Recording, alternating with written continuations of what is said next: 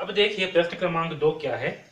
नवीन का वित्तीय वर्ष 2013-14 में वार्षिक वेतन 7,20,000 रुपए है। वह सामान्य भविष्य निधि में 4,000 रुपए मासिक जमा करता है, 30,000 रुपए राष्ट्रीय बचत पत्र में निवेश करता है, 20,000 रुपए वार्षिक जीवन बीमा की किस्त जमा करता है, अनाथ आश्रम में 15,000 रुपए दान करता है, जिसका 50% कर मुक्त है। तो उसके द्वारा वर्ष के अंत में देय आयकर की गणना कीजिए। आयकर दरें निम्न अनुसार है। आयकर की दर क्या है, इस अनुसार से है। कर योग्य सीमा देखिए 2 लाख रुपए तक का कोई कर नहीं है। 2,01,000 से 5 लाख रुपए तक का 10% है। 5,01,000 से 10 लाख तक का 20% है और 10 लाख से अधिक पर 30% की कर है। ओके, इसके अलावा कुछ और दिया गया है। पहला, शिक्षा उपकार देय आयकर 2%, यानी कि जो शिक्षा उपकार है उस पर जो भी टैक्स आप पटा रहे हो उस टैक्स का 2% और आपको देना पड़ेगा, इसमें शिक्षा उपकार पर। और माध्यमिक व उच्च शिक्षा उपकार पर भी 1% का टैक्स आपको देना पड़ेगा जो आप टैक्स पटा रहे हैं उसमें से। ओके, सभी बचत 1 लाख रुपए तक कर मुक्त है। और क्या बोल रहा है कि जितना भी हम बचत कर सकते हैं निवेश करके वो जो है 1 लाख रुपए तक का है। ठीक है, तो हम जो है 1 लाख रुपए को जो है बचा सकते हैं निवेश करके। ओके, तो चलिए नवीन के द्वारा कितना रुपए जो है टैक्स जो है दिया जाएगा उसका जो है गणना करते हैं। ओके, तो चलिए इस प्रश्न को हल करते हैं। मैं केवल इतना ही भाग को लिखा हूं और बाकी शेष प्रश्न को नहीं लिख रहा हूं। ओके, तो देखिए प्रश्न में क्या बोला गया है, नवीन की वार्षिक आय। ओके, तो नवीन की वार्षिक आय क्या है, नवीन की वार्षिक आय, तो नवीन की वार्षिक आय दिया गया है 7,20,000 रुपए। कितना है, 7,20,000 रुपए, 7,20,000 रुपए। ओके,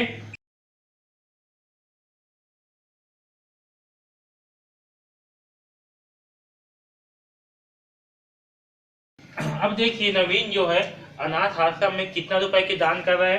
तो नवीन जो है अनाथ आश्रम में 15,000 रुपए का दान कर रहा है, जिसमें कि उसे जो है 50% का छूट मिल रहा है। ओके, उसे क्या मिल रहा है, 50% का कर मुक्त मिल रहा है।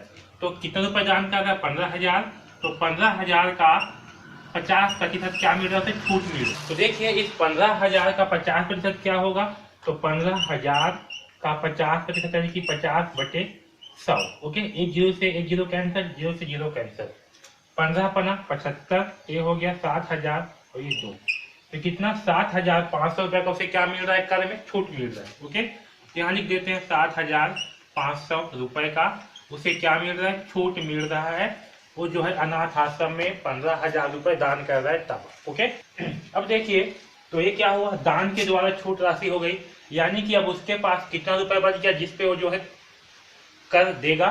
तो देखिए उसके पास शेष वार्षिक आय क्या बचेगा, तो शेष वार्षिक आय मतलब इतना रुपए जो है दान करने के बाद उसके पास शेष वार्षिक आय क्या बचेगा, यानी कि 7,20,000 में हम क्या करेंगे, 7,500 को घटा देंगे तो हमें कितना प्राप्त होगा, 0 0, 10 में से 5 गया 5, 9 में से 7 गया 2 और ये 1 और ये 7। ओके, तो अब नवीन के पास कितना रुपए बचा, 7,12,500 रुपए। ओके, ये जो है उसके पास शेष राशि है जिसपे उसको टैक्स वगैरह देना पड़ेगा। ओके, अब देखिए अब नवीन भी क्या कर रहा है, कुछ राशि जो है निवेश कर रहा है ताकि उसको टैक्स पे कम पड़े। ओके, तो देखिए छूट हेतु निवेश राशि, छूट हेतु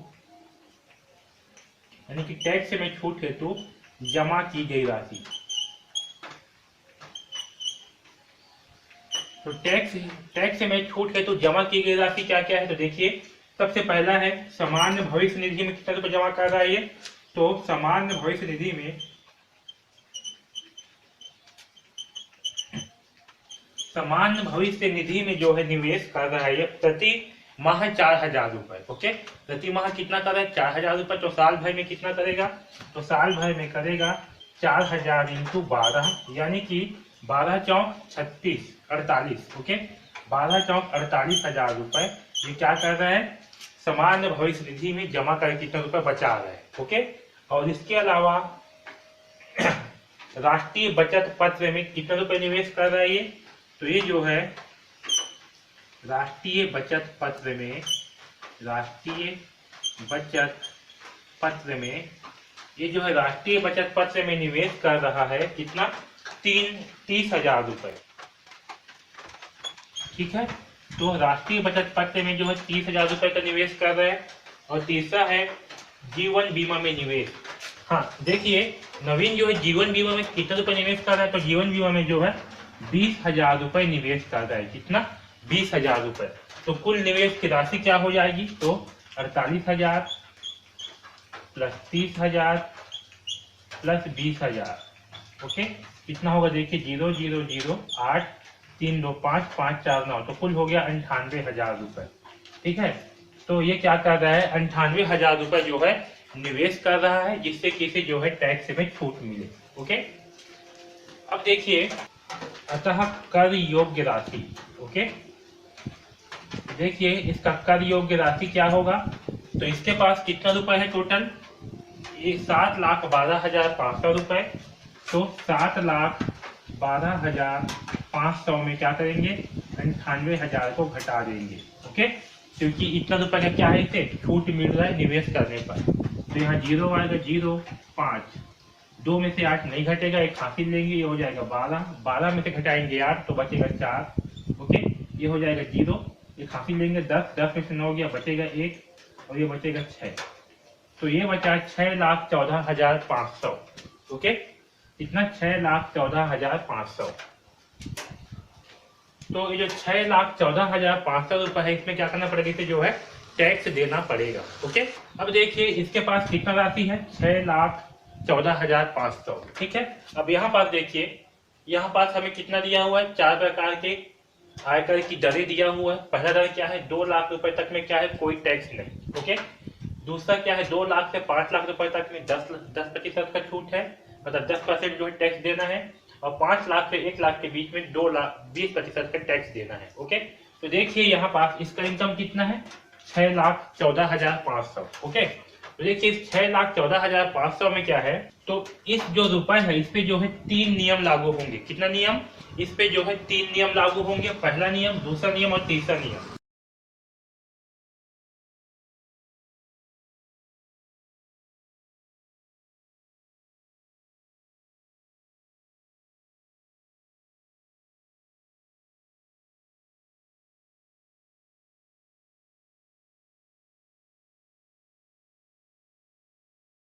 ओके, तो इनका इनकम कितना है, इसका जो है कर योग्य राशि जो है 6,14,500 रुपए है, जो कि 5 लाख से 10 लाख रुपए के बीच में है। ओके, तो इस पर क्या होगा, 3 नियम लागू होंगे। सबसे पहला नियम क्या है, सबसे पहला शर्त है 2 लाख रुपए तक में कोई कर नहीं। ओके, तो 2 लाख रुपए तक में कोई कर नहीं। ओके, कोई कर नहीं।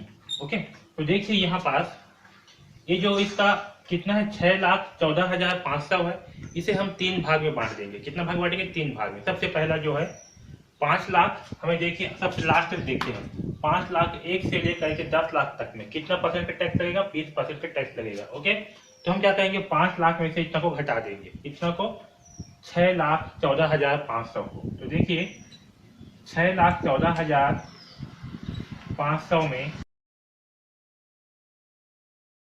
5 लाख को घटाएंगे। ओके, तो क्या होगा, कितना बचेगा, 0 0 5 4 1 और यहाँ बचेगा 1,14,500।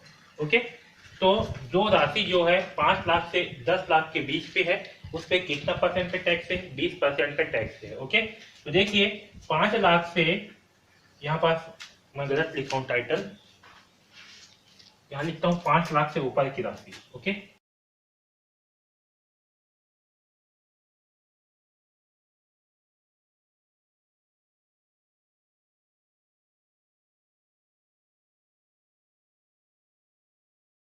तो देखिए इसकी जो है 5 लाख से ऊपर की राशि कितनी है, तो 5 लाख से ऊपर की राशि है 1,14,500। ओके, और यहाँ पास क्या है कि जो राशि 5 लाख से 10 लाख के बीच होगा उसमें 20% का टैक्स लगेगा, यानी कि ये जो 1,14,500 है इस पे क्या होगा, 20% का टैक्स लगेगा। ओके, तो 5 लाख से ऊपर की राशि कितनी है, 1,14,500, इसका क्या होगा, इसका 20% जो है टैक्स लगेगा। आया समझ में, तो मैं यहाँ पास से मिटा रहा हूँ, 1,14,500 है, इसे जो है अच्छे से यहाँ पर लिख रहा हूँ, ठीक है। तो क्या होगा, 1,14,500 का क्या होगा, 20% जो है टैक्स लगेगा, ठीक है। 1,14,500 का 20% टैक्स लगेगा, ठीक है। तो 1,14,500 का 20% क्या होगा, 1,14,500 बटे 20/100।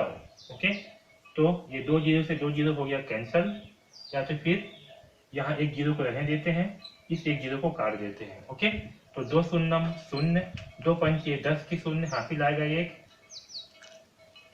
2 चौक 8 और 1 9, 2 एकम 2 और 2 एकम 2, यानी कितना आएगा, 22,900 रुपए, ठीक है। तो यहाँ से कितना टैक्स आया, 5 लाख से ऊपर की राशि से 22,900 रुपए का टैक्स से आया। ओके, अब जो है इस साइड को मैं मिटा दे रहा हूँ। ओके,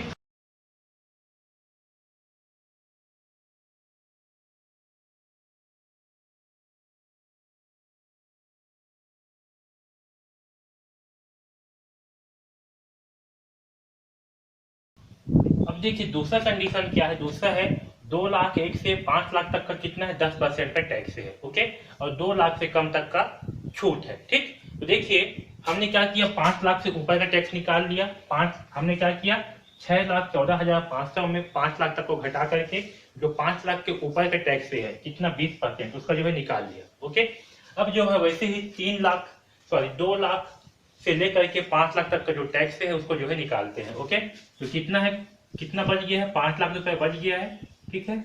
इस 5 लाख रुपए में क्या है, 2 लाख का छूट है, कितना का छूट है, 2 लाख का। ओके, ये कितना है, 5 लाख, इस पे जो है 2 लाख का छूट है, क्योंकि 2 लाख में क्या है, कोई भी टैक्स नहीं लग रहा है, तो कितना बच गया, 3 लाख बचेगा, है ना। घटाएंगे तो क्या बचेगा, 3 लाख। तो इस 3 लाख पर क्या होगा, ये 3 लाख जो है आपका, यहाँ पर समझो, है ना, यहाँ पर हमने क्या किया, 5 लाख के ऊपर की राशि का जो टैक्स निकाल लिया। ओके, तो अब कितना राशि बच गया, 5 लाख बच गया। इस 5 लाख में क्या है, 2 लाख रुपए तक का छूट है, तो यहाँ से 2 लाख को क्या किए, घटा दिए। अब घटा दिए 2 लाख को, तो कितना बचा, 3 लाख। तो इस 3 लाख पर क्या होगा, 10% का टैक्स लगेगा। कितना टैक्स लगेगा, 10% का, क्योंकि 2 लाख से 5 लाख के बीच में कितना परसेंट का टैक्स है, 10% का। तो क्या होगा, इस 3 लाख का 10% जो है टैक्स लगेगा, कितना, 10%। ओके, तो 3 लाख का 10% क्या होगा, तो देखिए यहाँ पर मिटा दे रहा हूं, ठीक है। 3 लाख रुपए बचा, तो 3 लाख का 10%, 3 लाख का 10% यानी कि 10/100, एक जीरो से जीरो कैंसिल, एक जीरो से जीरो कैंसिल, तो कितना आएगा, तो यहाँ आएगा 30,000 रुपए। ओके, तो देखिए जो 5 लाख के ऊपर का टैक्स है वो कितना है, 22,900 रुपए, और जो 2 लाख से लेकर के 5 लाख के बीच 10% टैक्स है वो कितना है, 30,000 रुपए। तो कुल टैक्स कितना हो गया,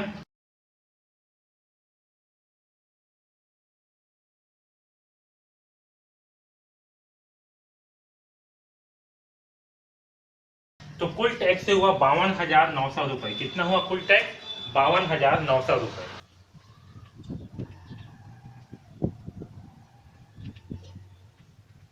अब देखिए कुल टैक्स से हुआ 52,900, लेकिन प्रश्न में क्या बोला है कि शिक्षा उपकार देय पर 2% का टैक्स और माध्यमिक और उच्च शिक्षा उपकार देय आयकर पर 1% का टैक्स, यानी कि कुल कितना हो गया, 3% का टैक्स हो गया। ओके, तो देय आयकर पर शिक्षा उपकार पर कितना, 3% का टैक्स है। तो देय आयकर कितना है, ये है 52,900। तो इस 52,900 पर क्या होगा, 3% का जो है शिक्षा देय आयकर पर टैक्स करेगा, यानी कि 3/100 करेंगे। तो देखिए यहाँ से 2 जीरो से 2 जीरो कैंसल, तो 3 निया 27 के साथ हासिल आएगा 2, 3 दूनी 6, 6 और 2 8, ओके, और 5 तिया 15। तो 1,587 रुपए क्या है, ये देय आयकर पर शिक्षा उपकार का 3% टैक्स है। ओके, यानी कि नवीन के द्वारा कुल टैक्स कितना रुपया दिया जाएगा, तो कुल आयकर होगा, यानी कि कुल टैक्स होगा, कुल आयकर बराबर 52,900 प्लस 1,587, यानी कि होगा 7 8 9 और 5 14 की 4 हासिल 1, 2 1 3 और 1 4 और ये 5, तो होगा 54,487 रुपए।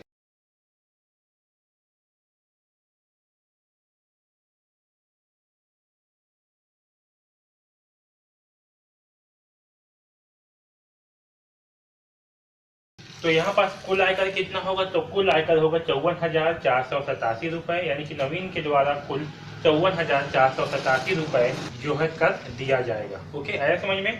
यहाँ पास कंफ्यूज मत होना, यहाँ पास समझिए एक बार, क्योंकि नवीन का इनकम क्या है, 5 लाख से ऊपर का इनकम है। ओके, इसलिए इस पर जो है 3 शर्त लागू हो रहा था। पहला शर्त ये था कि 5 लाख के ऊपर में 20% का टैक्स था, और 2 लाख से जो 5 लाख के बीच इनकम है, यानी कि 3 लाख का, उस पर जो है 10% का टैक्स लग रहा था, और 2 लाख में क्या था, छूट था। ओके, तो हमने क्या किया, यहाँ पर 5 लाख से ऊपर का जो पैसा था उसको निकाल लिए, तो आया 1,14,500 रुपए। इस पे कितना, 20% का जो है टैक्स लग रहा था। उसके बाद हमने क्या किया, 2 लाख से 5 लाख के बीच में कितना राशि था इसका, 3 लाख था, तो 3 लाख का जो है 10% टैक्स लग रहा था। ये निकालने के बाद हमने क्या किया, जो कुल आयकर था उसका जो है 3% शिक्षा उपकार में जो है दे दिया, तो शिक्षा उपकार का ये हुआ। तो ये जो है आपका शिक्षा उपकार का, और ये जो है कुल आयकर, इसको जोड़ने के बाद जो भी आया वो होगा हमारा कुल आयकर। तो इस प्रकार से जो है इस तरह से क्रमांक 2 को हल करेंगे। ओके।